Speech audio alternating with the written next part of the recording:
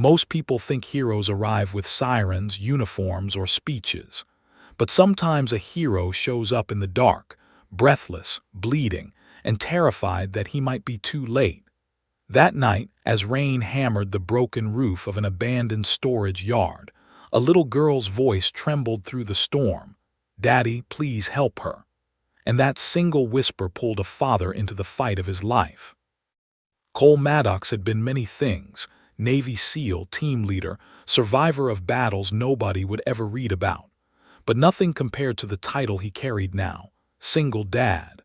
His world revolved around his 8-year-old daughter, Lily, whose smile could quiet every nightmare he had brought home from war. Tonight, though, that smile was gone.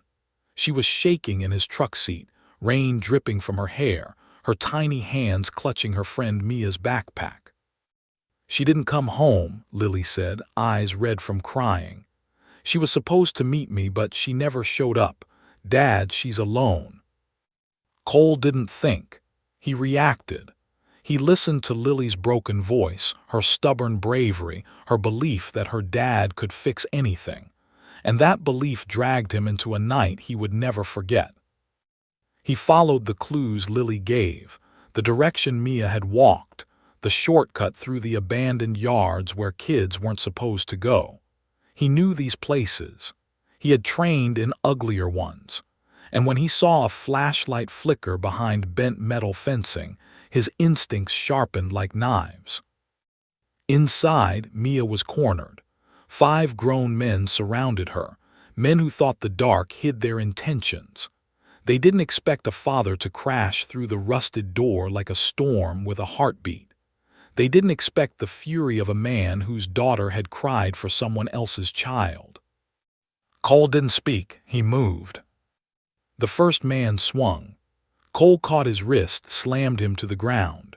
The next charged with a pipe. Cole ducked, twisted, and sent him crashing into a crate. 3 more closed in at once. Bad odds for anyone except someone who had fought in places where odds meant nothing. One grabbed him from behind. Cole elbowed him hard enough to drop him. Another swung a chain. It scraped Cole's arm but did not slow him. He fought with precision, not rage, each move calculated, swift, final. By the time the last man stumbled back, blood dripping from his nose, he saw the truth in Cole's eyes. This wasn't a SEAL. This was a father. The man ran. They all did. Cole moved to Mia.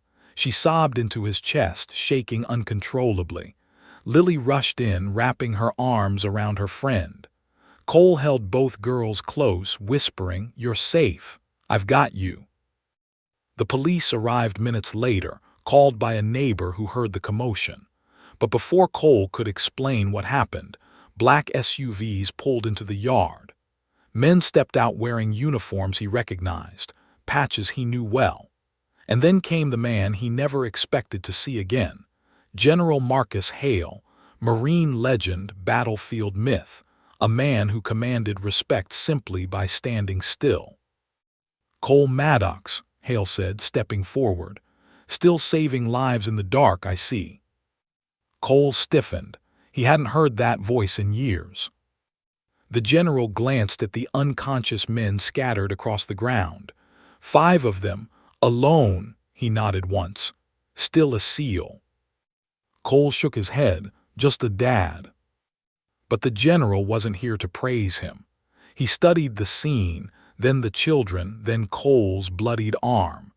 His expression softened, not something anyone ever thought possible from Hale.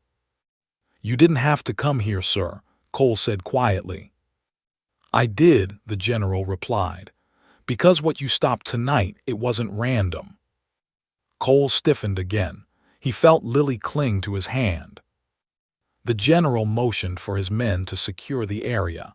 "We've been tracking a group moving children through abandoned industrial zones. Tonight was one of their pickup points. You didn't just save one girl. You disrupted an entire chain." Cole's jaw tightened. The thought made him sick. His grip on Lily tightened. And Hale added, eyes locked onto Cole's, "We need your help to finish the job." Lily's hand slipped into his. "Dad, you can help them, right?" Cole looked at his daughter, his everything. She still trusted he could save the world. She still believed he was invincible. "Only if you're safe," he whispered. Hale stepped closer. "Your daughter will be protected. We have secure housing, teams ready. You won't be alone this time." Then he added softly, words only Cole could hear, "And you know you're the only one who can find their main camp." Cole closed his eyes for a moment. He had walked away from war for Lily. He had promised her peace. But tonight proved danger didn't wait for permission. It came for the innocent when everyone else slept. When he opened his eyes, his decision was carved into stone. He stood, placed a hand on Lily's shoulder, and nodded to the general. "Tell me where to start."